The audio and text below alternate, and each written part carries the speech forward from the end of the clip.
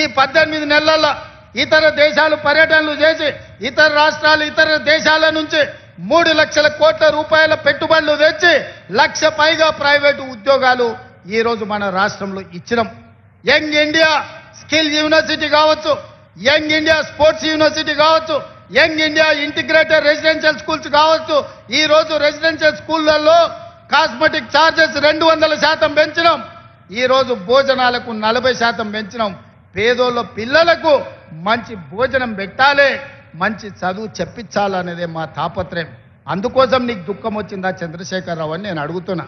పేదోళ్ళ పిల్లలు చదువుకోబట్టి, పేదోళ్ళ పిల్లలకు ఉద్యోగాలు రాబట్టే, ఆడబిడ్డలు బయటికి రాబట్టే, మా అక్కల చేతుల నగదు ఉండబట్టే, మా అక్కలు బస్సులకు యజమానులైంది, మా అక్కలు విద్యుత్ సంస్థలకు యజమానులైంది, మా అక్కలు పెట్రోల్ బంకులకు యజమానులైంది. ఇవాళ అందరూ బాగుపడుతుంటే ఇంక మమ్మల్ని అడిగేటోడు ఎవడని ఆయన దుఃఖపడుతున్నాడు. అందుకే నీ దుఃఖం 10 ఏళ్ల వరకు అట్లనే ఉంటుంది. అది పెరిగి పెద్దదై భూతమై నిన్ను కబలిస్తే తప్ప నీకు విముక్తి లేదు. నువ్వు శాపగ్రస్తుడివి చంద్రశేఖరరావు. నీ కళ్ళ ముందల్నే తెలంగాణ అభివృద్ధి చెందుతుంది.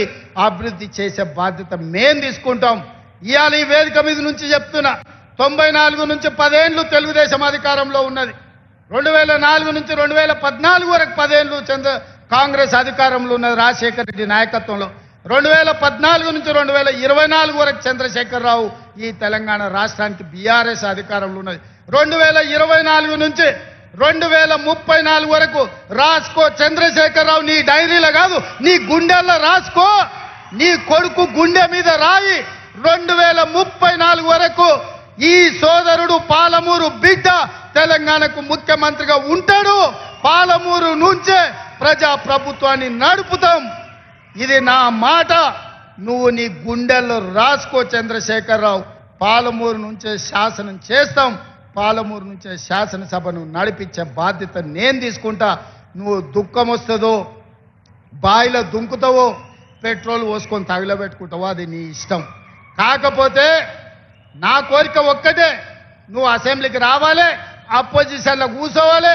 మేము చేసే మంచి పనులు చెప్తుంటే నువ్వు కుమిలి కుమిలి ఏడవాలి. అందుకే నేను అసెంబ్లీకి పిలుస్తున్నా. నువ్వు చేసిన ద్రోహం ఏందో, నువ్వు చేసిన అన్యాయం ఏందో, నువ్వు పాలమూరుకు మొత్తం ఎడారిగా మార్చిందేందో, నువ్వు కట్టకుట్ట వదిలిన పాలమూరు, రంగారెడ్డి, కల్వకుర్తి, భీమా, నెట్టంపాడు, కోయిల్ సాగర్ ఈ ప్రాజెక్టులన్నింటినీ పూర్తి చేసే బాధ్యత నేను తీసుకుంటా. తుమ్మిడిఎట్టి దగ్గర నుంచి నీళ్లు తీసుకొస్తా. రంగారెడ్డి జిల్లా వికారాబాద్, చేవెళ్ళ, తాండూరు, పరిగికి నీళ్ళు ఇచ్చే బాధ్యత నేను తీసుకుంటా.